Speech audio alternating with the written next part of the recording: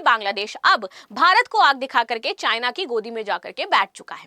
बांग्लादेश हमारे लिए इतना महत्वपूर्ण क्यों है? तो सबसे बड़ी बात यह कि एंशिएंट में हमने इनको आजादी दिलाई है, इसलिए भी महत्वपूर्ण है। प्लस हमारे बहुत सारे क्षेत्र इससे टच होते हैं, इसलिए भी जरूरी हो जाता है।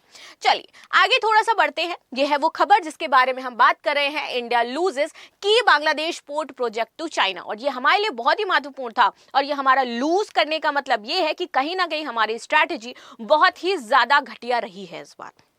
खैर आगे बढ़ते हैं।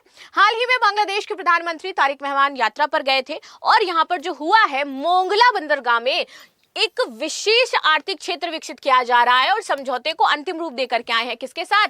चाइना के साथ। यहां पर तो इकोनॉमिक जोन अब यहां पर डेवलप किया जाएगा, बांग्लादेश और चीन मिलकर के बनाएंगे। अच्छा, ये परियोजना कौन सी हो जाती है?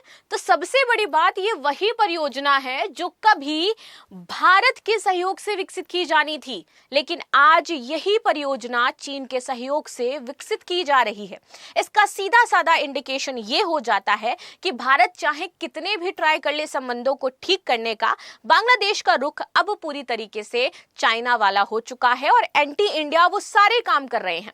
कैसे, कौन कौन से और एंटी इंडिया काम किए हैं, ये एक एक करके मैं आपको इसी सेगमेंट में गिनवाने वाली हूं। चलिए, इस नए समझौते ने न केवल दक्षिण एशिया की जो भू राजनीति है इसको नई दिशा दी है, बल्कि हिंद महासागर में जो चीन का प्रभाव बढ़ने वाला है इसके भी संकेत दे दिए हैं। चलो, अब जैसे मैंने बोला था कि कैसे बांग्लादेश एंटी इंडिया होता हुआ जा रहा है, बांग्लादेश को ये बखूबी पता है कि भारत और टर्की के संबंध बेहतरीन नहीं रह गए हैं जब से ऑपरेशन सिंदूर हुआ और टर्की ने पाकिस्तान को सपोर्ट किया था। ये सब जानने के बावजूद हाल ही में पिछले कुछ समय पहले ही बांग्लादेश ने टर्की के साथ यहां पर एक joint defence and foreign affairs mechanism को स्ट्रेंथन करने की बात करी थी, जॉइंट डिफेंस का समझौता किया था, और ये खबर हो जाती है 7 जून 2026 की। ये हमारे जून मंथ के महत्वपूर्ण निर्णय है जो बांग्लादेश के द्वारा लिए जा रहे हैं। तो इससे साफ इंडिकेशन है कि भाई बांग्लादेश अब एंटी इंडिया अप्रोच अपना रहा है। अच्छा, अब बात करते हैं एक बार हम यही मोंगला बंदरगाह परियोजना के बारे में कि क्यों भारत के लिए इतनी ज्यादा महत्वपूर्ण थी। ये याद रखना, ये क्या हो जाता है, हमारा अगरतला हो जाता है। यहां पर है हमारा मोंगला और इधर हो जाता है चटगांव। अच्छा, ये तो पहले ही हमारे हाथ से छूट चुका था, जबकि ये दोनों ही डेवलप इंडिया के थ्रू होने वाले थे। अगर मोंगला पोर्ट इंडिया के सहयोग से डेवलप होता तो हमें एक रास्ता मिल जाता डायरेक्ट अगरतला तक पहुंचने का, और हमारा जो चिकन नेक है वो पूरी तरीके से सिक्योर हो जाता, हमारा नॉर्थ ईस्ट का पूरा क्षेत्र सिक्योर हो जाता और चीन के प्रभाव से हम इसको बचा सकते थे। लेकिन चूंकि अब ये कैसे डेवलप हो रहा है, इधर म्यांमार अगर हम बात करें चटगांव और इधर हमारा बांग्लादेश मंगोला, तो दोनों ही हमारे हाथ से जा चुके हैं और इसमें म्यांमार का भी पूरा का पूरा हाथ देखने को मिल रहा है। अब देखो, मंगोला बंदरगाह बांग्लादेश का दूसरा सबसे बड़ा समुद्री बंदरगाह हो जाता है, ठीक है, जो कि चटगांव बंदरगाह के बाद देश के समुद्री व्यापार का प्रमुख केंद्र माना जा रहा है। और इधर ये चटगांव और नीचे हमारा म्यांमार हो जाता है, तो ये और ये दोनों ही इंपॉर्टेंट है हमारे लिए। चलो आगे आ जाते हैं। ये बंदरगाह बंगाल की खाड़ी के उत्तरी भाग में स्थित है और भारत के पूर्वोत्तर राज्यों तथा नेपाल, भूटान जैसे देश हैं, इनकी भू आवेशिता देशों के लिए महत्वपूर्ण व्यापारिक संभावनाएं तलाशता था, उजागर करता था, लेकिन अब ये भारत के लिए पूरी तरीके से क्लोज हो चुका है। खैर आगे आते हैं। अब ये जो प्रस्तावित आर्थिक क्षेत्र का उद्देश्य है, ये क्यों है? ये उद्देश्य है औद्योगिक निवेश आकर्षित किया जाएगा चीन के द्वारा बांग्लादेश के लिए और बांग्लादेश द्वारा चीन के लिए। इससे इन दोनों का ही क्षेत्रीय संपर्क बढ़ेगा, प्लस जो खराब होगा वो क्या होगा, सामरिक हमारे लिए जो महत्व क्षेत्र रख रहा था उसकी स्थिति। लेकिन अब ये इंपॉर्टेंट हो गया है किसके लिए? चाइना के लिए। अब हमारे लिए खतरा पैदा कर रहा है। अच्छा, थोड़ा सा हम लोग इतिहास में जाते हैं और इतिहास में जाकर के ये देखते हैं कि क्या वाकई ये जो प्रोजेक्ट्स इंडिया के थे या इंडिया के होने वाले थे, कैसे इसमें बदलाव आया और कैसे भारत की स्ट्रैटेजी लूज होती हुई नजर आई। देखिए, जब शेख हसीना जी की सरकार थी तो हम सभी जानते हैं कि भारत और जो इंडिया के संबंध है वो बहुत बेहतर थे, लेकिन जैसे ही गवर्नमेंट इधर से इधर स्विच हुई, सारी चीजें हमारी धुंधली होती नजर आई। इसके बाद जैसे ये आ जाते हैं तो मामला और भी ज्यादा खत्म होता है। सबसे पहले इन्होंने ही चाइना का रुख किया और इनके ही नक्शे कदम को फॉलो करते हुए आए तारिक रहमान।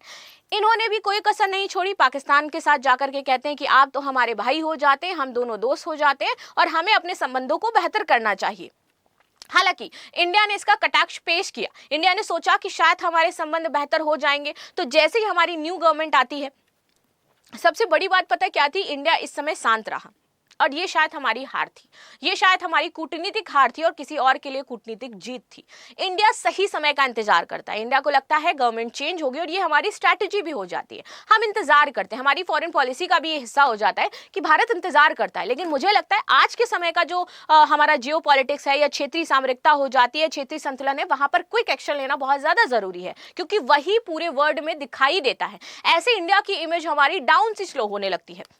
ठीक है, तो यहाँ पर इंडिया ने इंतजार किया कि भैया जब नई गवर्नमेंट आएगी तो हम कुछ अपने संबंधों को बेहतर करेंगे। हालांकि इंडिया ने प्रयास भी किया, संबंधों को बेहतर करने का ट्राई भी किया। और जैसे ही तारिक रहमान आते हैं तो एस जयशंकर प्रसाद मिलने जाते हैं, बधाई देते हैं। हमारे पीएम नरेंद्र मोदी भी यहाँ पर पोस्ट लिखते हैं, लेकिन इसका कोई आउटकम नजर नहीं आया। सिर्फ कुछ समय के लिए लगा कि भैया हमारे संबंध बेहतर हो चुके हैं। अब देखो, मूल रूप से मंगोला के निकट स्थित जो भूमि है वो भारत समर्थित औद्योगिक क्षेत्र के लिए आरक्षित की गई थी।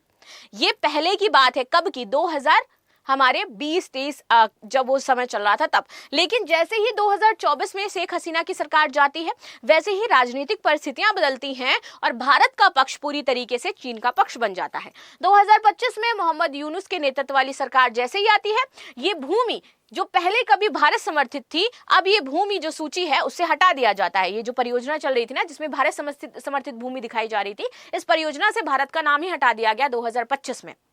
राइट, अब देखो, इसके बाद चीन ने तेजी से आगे बढ़ते हुए, क्योंकि वो तुरंत एक्शन लेता है। मैंने बताया ना कि China is a quick learner और a quick, I think I must say that, कि क्विक स्टेप टेकर। ठीक है, तो उसने तुरंत एक्शन लिया। उसको लगा कि अब तो मेरे पास बेहतर अवसर हो जाता है, इससे एक तो मैं बांग्लादेश पर भी अपना आधिपत्य जमा पाऊंगा और चीन का जो बढ़ता, भारत का जो बढ़ता एक तरीके से प्रभाव है उसको भी टैकल कर पाऊंगा। तो उसने तुरंत बांग्लादेश की तरफ हाथ बढ़ाया और अपनी डेप्ट पॉलिसी का पूरा इस्तेमाल किया। और चूंकि यूनिट सरकार इतने कम दिमाग के थे तो वो मान भी गए। हालांकि भारत ने कई बार जब भी दिक्कतें आती है, तो क्योंकि हम अपनी लुक ईस्ट पॉलिसी, हमारी जो फर्स्ट नेबरहुड पॉलिसी है, जो हमारी जियो पॉलिटिक्स का हिस्सा हो जाती है, हमारी फॉरेन पॉलिसी का हिस्सा हो जाती है, इसको हम देखते हैं। हमने इनकी, जैसे ही ये चल रहा था युद्ध हमारा ईरान इजराइल यूएस वॉर का, इनको जरूरत पड़ती है भैया डीजल की, हमने 5000 मीट्रिक टन इनको डीजल दिया, हमारी फ्रेंडशिप पाइपलाइन जो शेख हसीना के टाइम हमने बनाई थी उससे, लेकिन उसका भी कुछ खासा फायदा भारत को मिला नहीं है।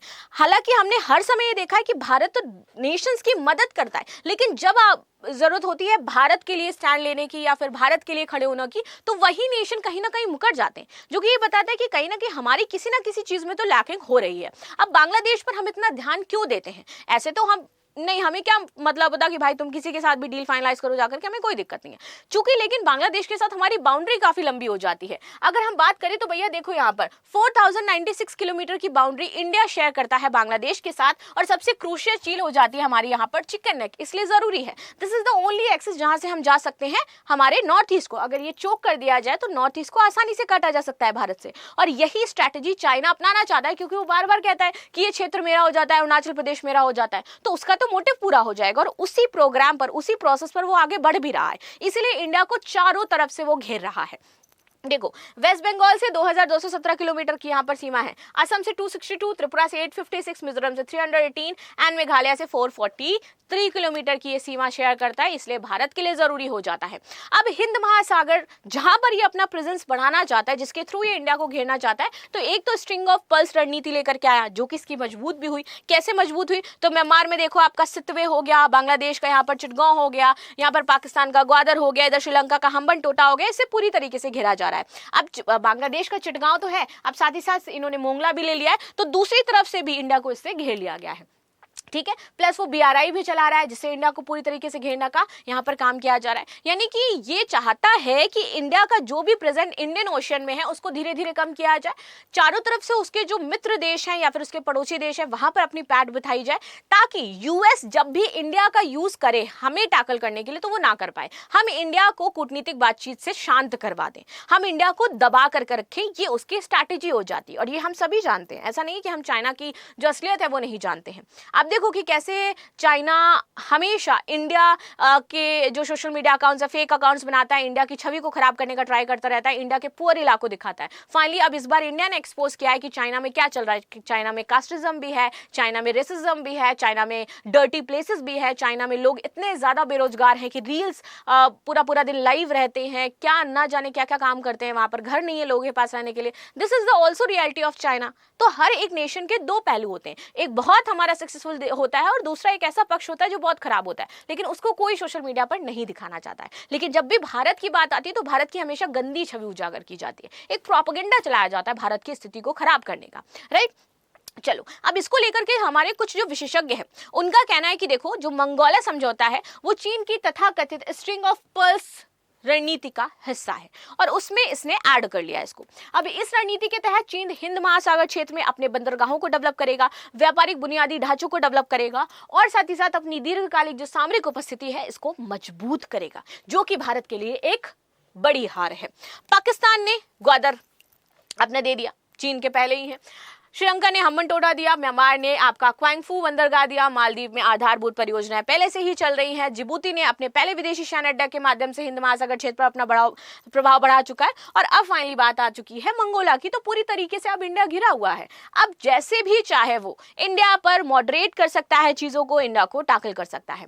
प्लस आते हैं जो शी जिनपिंग ने कहा है दोनों देशों के महत्वपूर्ण सहयोगों के लिए, तो इन्होंने बोला है कि भैया हम लोग हरित और निम्न कार्बन का विकास करेंगे, डिजिटल अर्थव्यवस्था बनाएंगे, सूचना प्रौद्योगिकी, एआई, उन्नत विनिर्माण, व्यापार में निवेश करेंगे। एक तरफ देखो जब यूएस जाता है तो जो चाइना है वो कोई डील नहीं साइन करता है, वहीं जब अदर नेशन जाते हैं तो इस तरीके की डील साइन होती हुई आपको दिखाई देती है, जिसका सीधा साधा इंडिकेशन ये हो जाता है कि चाइना को पता है कि उसको कौन सा नेशन चाहिए और किस नेशन के खिलाफ वो खड़ा है, तो उस नेशन के लिए वो पहले से स्ट्रैटेजी बना करके चल रहा है। अब सबसे इंपॉर्टेंट जो हमारे हाथ से एक और लूज हुई थी, तीस्ता परियोजना भारत के लिए बहुत बड़ी चुनौती हो जाती है, क्योंकि चीन ने बांग्लादेश की बहुप्रतीक्षित जो तीस्ता नदी और पुनर्स्थापना परियोजना है इसको भी अपने कब्जे में ले लिया है। ऑल्दो तीस्ता नदी का ओरिजिन इंडिया से हो जाता है, हमारे यहाँ से फ्लो होती है, तो अगर वो उसको स्टोर करते हैं, वहां पर कोई भी कार्य करते हैं, तो भारत के लिए सामरिक क्षेत्र से महत्वपूर्ण बहुत ज्यादा है, क्योंकि वो हमारे उस अधिकार क्षेत्र में आ जाएंगे जहां पर हम उनको आना देना नहीं चाहते हैं, जहां से हम अपने रीजन को सिक्योर करना चाहते हैं, और वो हर एक बॉर्डर लाइन पर अभी आपको चाइना देखने को मिल जाएगा। ये भारत की हार है और इसी चीज के बारे में हम बातचीत कर रहे हैं। तीस्ता नदी भारत और बांग्लादेश दोनों के लिए महत्वपूर्ण हो जाती है। जल बंटवारे का मुद्दा बहुत ही लंबित था, फाइनलाइज होने वाला था 2024 में ही, लेकिन फाइनली सरकार गिरी। यदि इस परियोजना में बड़ी भूमिका निभाता है तो भारत के लिए रणनीतिक दृष्टि से संवेदनशील विषय है, क्योंकि तीस्ता का उद्गम भारत से है। भारत बांग्लादेश संबंधों का महत्वपूर्ण एक तरीके से आधार माना जाता है और चीन को क्षेत्रीय जल प्रबंधन परियोजनाओं में प्रवेश का अवसर मिल सकता है।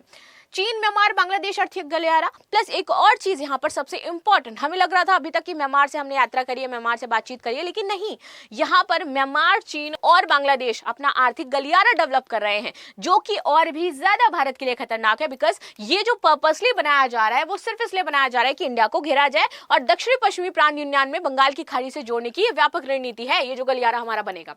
अब अगर ये डायरेक्ट चाइना से जुड़ गया तो हमारे जो CMBC कॉरिडोर है, चाइना, म्यांमार, बांग्लादेश आर्थिक गलियारा, इसके आगे बढ़ने पर सहमति अब हमारी हो चुकी है। इसके माध्यम से चीन को हिंद महासागर तक सीधी पहुंच मिलेगी और यही हम नहीं चाहते। और ये सारी चीजें आप देखोगे कि चाइना के द्वारा अभी जो जो समझौते किए गए हैं उन समझौतों का क्या असर है और क्यों किए जा रहे हैं, तो हिंद महासागर क्षेत्र में उसको अपना आधिपत्य बढ़ाना है। रीजन क्या हो जाता है, इधर अंडमान सी हो जाता है जहां पर अपनी कमान बना रहे, ये है हमारा स्टेट ऑफ मलक्का। उसको पता है कि फ्यूचर में अगर कोई भी दिक्कत आएगी तो इंडिया स्टेट ऑफ मलक्का को एक वीक के लिए ब्लॉक कर सकता है। This is the power of state of Malacca और this is the power of India. तो अब वो नहीं चाहता कि उसके इस पॉइंट को किसी भी तरीके से चोक किया जाए। इससे पहले ही वो समुद्र क्षेत्र पर अपने अगर कब्जे को बरकरार कर रख लेगा तो उसका जो मलक्का डायलेमा है वो हमेशा के लिए एक तरीके से शॉर्ट हो सकता है। भारत के लिए निर्तात बस इतना ही है कि सामरिक घेरेबंदी की आशंका अब और भी ज्यादा तेज हो चुकी है, क्योंकि अब म्यांमार ये सभी अपने गलियारे डिस्कस करें। बंगाल की खाड़ी पर प्रभाव इंडिया को बढ़ाना होगा अपना, वरना अगर नहीं बढ़ाया तो चाइना का प्रभाव जरूर देखने को मिलेगा। पूर्वोत्तर भारत पर हमें अपने प्रभाव की चिंता है, क्योंकि भू राजनीतिक दिशा भारत के लिए अत्यंत महत्वपूर्ण है। प्लस जल कूटनीति को चुनौती, क्योंकि ये जो कूटनीति चल रही है जल कूटनीति है। तीस्ता जैसी परियोजनाओं को ले लेना, आपका आप देखोगे कि जो मंगोला पोर्ट है उसको अपने कब्जे में ले लेना, इसका मतलब सीधा सा हो जाता है कि भैया ये कुछ बेहतरीन चीज करी जा रही है इनके द्वारा, और ये बेहतरीन चीज किसके लिए है, तो सिर्फ और सिर्फ इंडिया के लिए हो जाती है। तो इस पर आप सभी की क्या राय है जरूर बताइएगा। मिलते हैं नेक्स्ट क्लास में, तब तक के लिए धन्यवाद। लाइक शेयर सब्सक्राइब करना बिल्कुल भी ना भूलें, and thank you so much. बाकी आपकी क्या राय है इस मुद्दे को लेकर के वो मुझे अवश्य बताएं।